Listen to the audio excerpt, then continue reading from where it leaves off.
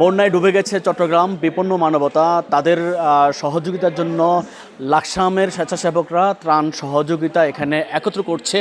আমরা দেখতে পাচ্ছি যে এখানে চাল, ডাল, মুড়ি, চিড়া, খাবার, স্যালাইন সহ এখানে যে প্রয়োজনীয় যে খাবারগুলো সেগুলো নিয়ে প্যাকেজ করছে লাকসামের যারা স্বেচ্ছাসেবক তারা।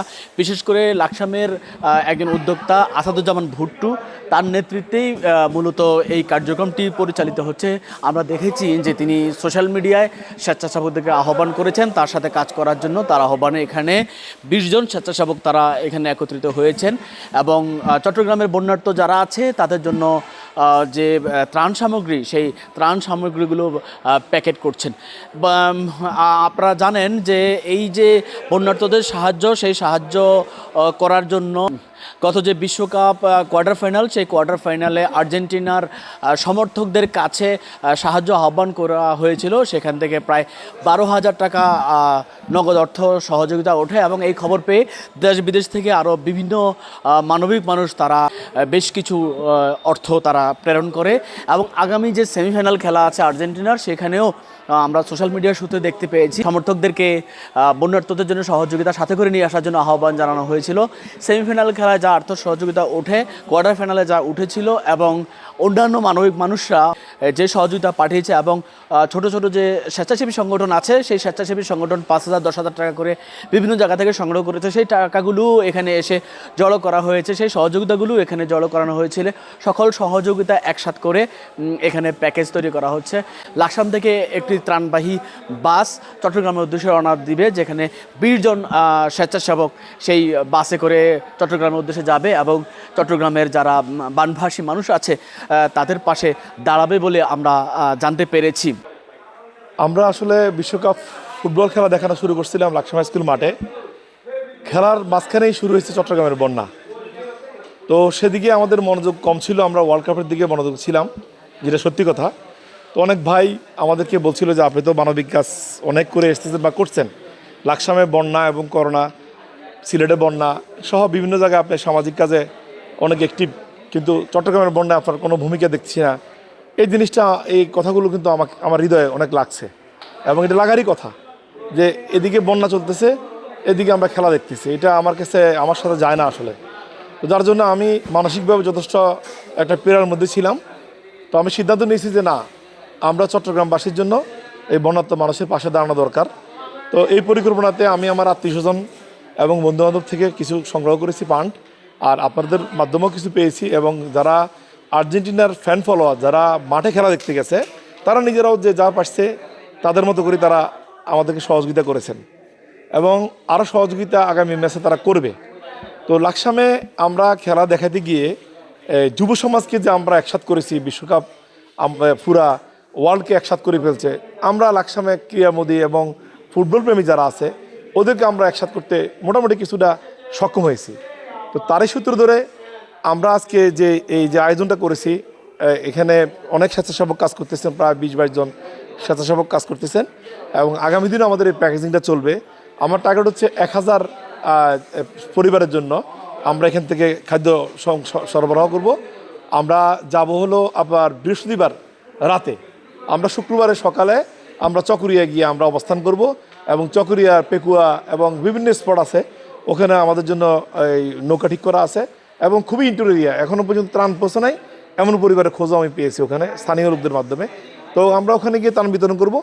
এরপর দিন রাত্রে আমরা ক্লান্ত থাকবো, আমরা গিয়ে কক্সবাজার স্টে করব। পরদিন সকালে এসে আমরা রামুতে ত্রাণ বিতরণ করব। রামু ডুবে গেছে, এই মেসেজটা কিন্তু সব জায়গায় যায় নাই। সবাই বাঁশখালী, সবাই চকরিয়া, সাতকানিয়া নিয়ে ব্যস্ত, কিন্তু রামু কিন্তু ডুবে গেছে। আমরা রামুতে ত্রাণ বিতরণ করব।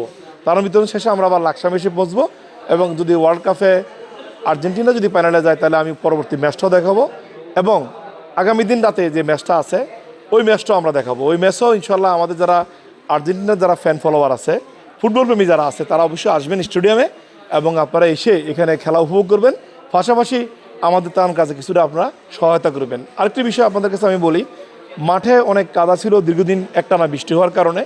এখানে মাঠে অনেক কাদা জমে গেছে, গাড়ি চলাচলের জন্য কাদা তৈরি হয়েছে। এখানে অনেক ভাই যৌক্তিক কারণে লিখেছেন মাঠটাকে সবাই ভালোবাসেন, লাকসামকে সবাই ভালোবাসেন, এই কারণে হয়তো আমাকে ত্রুটিটা তারা তুলে ধরেছেন। কিন্তু তার আগেই যখন গাড়ি সেখানে প্রবেশ করছে, এই যে মাটিটা সরে গেছে, এটাকে ঠিক করার জন্য আমি ইউনো মহোদয় এবং মাঠ যিনি পরিদর্শন করে, মাঠ পরিচর্যা করে, যে এখানে দায়িত্ব কর্মরত আছে, ওনাকে বলছি আমি বালি এবং মাটি মিক্স করে এটা সম্পূর্ণটা আমি ঠিক করে দেবো, এটা আমার দায়িত্বেই। এরপরেও ফেসবুকে আমার এগুলো নজরে আসছে, যে ভাইরা লিখছেন, অবশ্যই আমি তাদেরকে সাধুবাদ জানাই। আপনারা দেখবেন ইনশাল্লাহ আমি এত লক্ষ টাকা খরচ করে এই খেলাটা দেখাচ্ছি, আমি কারো কাছ থেকে 2 টাকা সহায়তা নিই নাই। তো এখানে এই মাঠ সংস্কারের জন্য যতটুকু করা দরকার, যতটুকু করলে আপনারা হেফি থাকবেন, ইনশাল্লাহ আমি একটু করে দেবো। খেলা শেষ, এটা আমি আমার দায়িত্বে আমি এটা শেষ করে দেবো। আর এই ত্রাণ কাজে যদি কোনো কেউ সহযোগিতা করতে চান, এক্ষেত্রে আপনারা আসতে পারেন। আমরা চট্টগ্রামবাসীর জন্য আমাদের সামর্থ্য অনুযায়ী আমরা করতেছি। এখানে প্রায় 10টা আইটেম, আমরা পেঁয়াজ, তেল, তারপরে হচ্ছে আপনার মশারির ডাল, এরপরে হচ্ছে আপনার এই বিস্কিট, তারপরে হচ্ছে আপনার এই চিড়া, এরপর হচ্ছে পানি, তারপর হচ্ছে খাবার স্যালাইন, এরপর হচ্ছে মোমবাতি সহ আর আনুষঙ্গিক অনেক কিছু আছে। 10-12টা আইটেম নিয়ে আমরা একটা প্যাকেট করতেছি। আমরা যাবো ইনশাল্লাহ ও দুর্গম এরিয়াগুলোতে আমরা ত্রাণ বিতরণ কার্যক্রম পরিচালনা করব। আপনারা দেখবেন, লাকসামবাসী আপনাদের কাছে অনুরোধ, আপনারা ভালো কাজের সাথে থাকেন, আমিও ভালো কাজের সাথে থাকবো। আমাকে যদি কেউ ডাকেন ভালো কাজে, অবশ্যই আমি সহযোগিতা করবো এবং আপনাদের কাছ থেকে আমি সহযোগিতা নেব। আলোচনা সমালোচনা আছে, ছিল, থাকবেই, এর মধ্যে আমাদেরকে এগিয়ে যেতে হবে।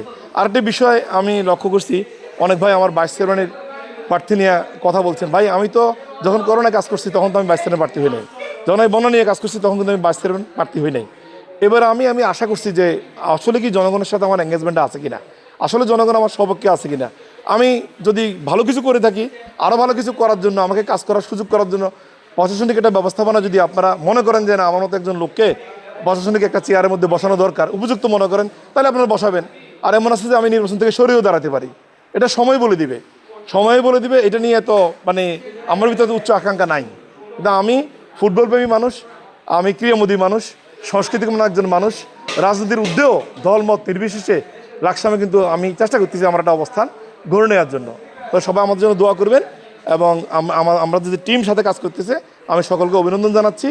এবং এখানে খেলা শুরু থেকে আজকের এই পর্যন্ত যে ভাইয়েরা আমার সাথে মিডিয়া পার্টনার হিসেবে থেকে কাজ করতেছেন, বিশেষ করে জানলাম না বললে না হয়, আমাদের রোবেল লাকসাম সিটি নিউজের, তারপর আমাদের রিয়াদ দূরবীন নিউজের, তারপর হচ্ছে জলিল আছে আমাদের যে লাকসাম টিভি নিউজের, এর হচ্ছে লাকসাম টিভি নিউজের শান্ত আছেন। আমি ওদের কথা না বললে না হয়, আমাদের কাজগুলো ওরা আপনাদের মাঝে তুলে দিতেছে। তো সকলকে ধন্যবাদ জানাচ্ছি। আমরা সকলেই সংকীর্ণতার ঊর্ধ্বে উঠে আমরা সামাজিক কাজে মনোনীত হই।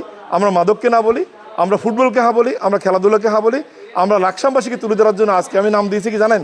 আমি নাম দিয়েছি Laksam gather Laksam, team gather Laksam, অর্থাৎ বন্যার্থদের সাহায্যার্থে team gather Laksam. Team gather Laksam বলতে আমি বুঝাইছি এখানে লালমাই এবং শহর দক্ষিণ, নাঙ্গলকোট এবং মনোহরগঞ্জ, এটা হচ্ছে গ্যাটার লাকসাম।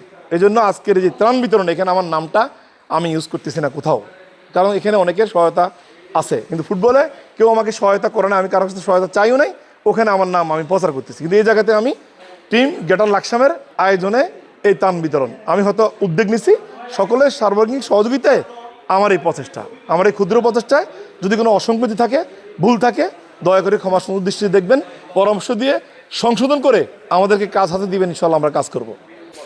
আমাদের কক্সবাজার যে বন্যা, এই নিচে রাখেন, আমাদের ভর্তুবাইয়ের উদ্দেশ্যে আমরা এখানে যুব সমাজ আছি লাকসাম উপজেলার, এবং বিভিন্ন ইউনিয়ন থেকে আগত ভাইরা আসছে। ভাইকে সাহায্য করার জন্য আমরা এখানে 1 কেজি ডাউল এবং চিরা, তেল, আরও দেখছেন আপনার মুড়ি আছে, বিস্কুট আছে, এগুলা দিচ্ছি আর কি। পেঁয়াজ, এর সাথে পেঁয়াজ আছে, মোমবাতি, স্যালাইন, খাবার স্যালাইন সব কিছু আমরা দিচ্ছি, যাবতীয় যা লাগে। আমাদের আর বৃহস্পতিবার রাতে আমরা রওনা দিব। এখন পর্যন্ত আমাদের 400 প্যাকেট প্রস্তুত করছি, আরও প্রায় আরও 1600 প্যাকেট প্রস্তুত হবে আগামী 2 দিনে। আমরা সর্বোচ্চ করছি, ভাইয়ের সাথে সহযোগিতা করছে, ভাইও আমাদের সহযোগিতা করতেছে, ভুট্টু ভাই, ওনাকে ধন্যবাদ। উনি যুব সমাজের দিকে এগিয়ে আসছেন এবং সব জায়গায় আমরা দেখছি যে যুব সমাজের জন্য উনি কাজ করছে। ধন্যবাদ। আমরা আসাদুজ্জামান ভুট্টু সাহেবের উদ্যোগে আমরা চট্টগ্রাম বন্যার্তদের জন্য কিছু ত্রাণ সামগ্রী করতেছি আর কি। এখানে চিরা দিচ্ছি 1/2 কেজি, ডাল 1 কেজি, মুড়ি 1 কেজি, তেল 1 লিটার আছে, পানি আছে, স্যালাইন আছে, তারপর যাবতীয় যা কিছু লাগে সব কিছুই আমরা দেওয়ার জন্য চেষ্টা করতেছি। শুক্রিয়া। আমরা এখানে আমাদের ত্রাণ কার্যক্রমের অংশ হিসেবে এখানে আমাদের মুড়ি সহ প্রাথমিক শুকনো যে খাবারগুলো আছে তেল সহ যেগুলো দরকার আমরা সেগুলো দিচ্ছি। আর কেন দিচ্ছি, এটা আসলে আল্লাহ তাআলারই পক্ষ থেকে একটা খেদমতে খলকের অন্তর্ভুক্ত, যেহেতু কোরআন এবং সুন্নাহর মধ্যে খেদমতে খলকের বিষয় স্পষ্ট বর্ণিত আছে। তো আমাদের বাংলাদেশের প্রত্যন্ত অঞ্চলে আমাদের ভাই বোনেরা যেহেতু কষ্টে আছে, আমরা তাদের কষ্টে সামিল হতে চাই। সঙ্গত কারণে আমরা বুট্টু ভাইয়ের পরামর্শে এবং দিক নির্দেশনায় এখানে এসেছি, আমরা সেই অনুযায়ী কাজ করছি। আল্লাহ তাআলা যাতে আমাদের ভাইদের কবুল করে, সবাই দোয়া করবেন আমরা যাতে সহি সালামতে আমাদের গন্তব্যে পৌঁছে যথোপযুক্ত যোগ্য ব্যক্তি যারা এটা পাওয়ার, আমরা যাতে তাদেরকে আমাদের এই ভালোবাসা সহযোগী দিতে পারি। আল্লাহ তাআলা আমাদের সবাইকে কবুল করুন, আমিন। আপনার এখানে ওনার সাথে কাজ করে ভালো লাগতেছে এবং মানুষের কাজে সহযোগিতার জন্য আমি নিজেকে ধন্য মনে করতেছি। এরকম কাজে আরও এগিয়ে আসবো ইনশাল্লাহ। ভুট্টো ভাই আমাদের লাকসামের গৌরব। উনি যেখানে অসহায় মানুষ আছে, অসহায় বন্যা যেখানে যে কোনো দুর্যোগ মোকাবেলায় উনি এগিয়ে আসে। আমরা ওনাদের পাশে আছি, ইনশাল্লাহ আগামীতেও থাকবো এরকম মানবিক কাজে। আমি চট্টগ্রাম বন্যার্থীদের জন্য সাহায্য করতে চাইছিলাম, বাট আমার একা পক্ষে এটা সম্ভব না। তো আমি খবর পেলাম আমাদের লাকসামে বুট্টু আঙ্কেল এটা একটা উদ্যোগ নিয়েছে। তো ওই উদ্যোগ অনুযায়ী আমি খবর পাওয়ার পরে আমি আমাদের স্বেচ্ছাসেবক ভাইদের সাথে আমি অ্যাড হয়েছি। এখন ওদের সাথে আমি কাজ করে চট্টগ্রামের বন্যার্থ মানুষের পাশে দাঁড়াচ্ছি। লাকসামবাসী যখন বন্যায় ক্ষতিগ্রস্ত, তখন সর্বপ্রথম কিন্তু চট্টগ্রামবাসী এসে লাকসামের পাশে দাঁড়াইছে। তো আমি মনে করি আমাদের লাকসামবাসীর কর্তব্য এবং দায়িত্ব থেকে তাদের পাশে দাঁড়ানো। তো আমরা চেষ্টা করছিলাম, আমরা যারা স্বেচ্ছাসেবী হিসেবে কাজ করি সবসময়, তারা একটা প্ল্যাটফর্ম খুঁজতেছিলাম বা কারো মাধ্যমে কাজ করার জন্য সুযোগটা খুঁজতেছিলাম যে যেন চট্টগ্রামবাসীর পাশে দাঁড়াইতে পারি। তো সেটা দেখলাম যে ভুট্টু আঙ্কেল এই উদ্যোগটা নিছে। আমরা যারা স্বেচ্ছাসেবী আছি, আমরা আসাদ ফাউন্ডেশনের যারা স্বেচ্ছাসেবী আছি কয়েকজনে আমরা এসে আঙ্কেলের সাথে অ্যাড হয়েছি চট্টগ্রাম বন্যা যারা ক্ষতিগ্রস্ত তাদের পাশে দাঁড়ানোর জন্য। এবং ভবিষ্যতে ইনশাল্লাহ এরকম যদি কোনো উদ্যোগ দেখি, আমরা স্বেচ্ছাসেবী যারা আছি তারা সবসময় পাশে থাকবো ইনশাল্লাহ। অনেক বছরের একটা ঐতিহ্য, আমরা যুগ যুগ ধরে দেখে আসছি যে যখনই বাংলাদেশের কোনো দুর্যোগ দেখা দেয়, সেই দুর্যোগ মোকাবেলায় দুর্যোগগ্রস্ত এলাকায় অন্যান্য এলাকার সাধারণ মানুষ কিন্তু জড়ো হয়ে তাদেরকে সহযোগিতার জন্য ছুটে যায়। এটা বাংলাদেশের একটা ঐতিহ্যের অংশ হিসেবে দাঁড়িয়েছে। এটা বিশ্বের ইতিহাসে একটা বিরল ব্যাপার বলে মনে করছে সচেতন মহল। তারই অংশ হিসেবে কুমিল্লার লাকসামের এই সচেতন যে যুবকরা, তারাও চট্টগ্রামের বানভাসী মানুষের জন্য দাঁড়িয়েছে। যখনই মানুষের বিপদ হবে তখনই অন্যান্য মানুষরা তাদের পাশে দাঁড়াক, এই কামনা করছে সাধারণ মানুষ। কুমিল্লা লাকসাম থেকে GMS Rubel, Laksam city news.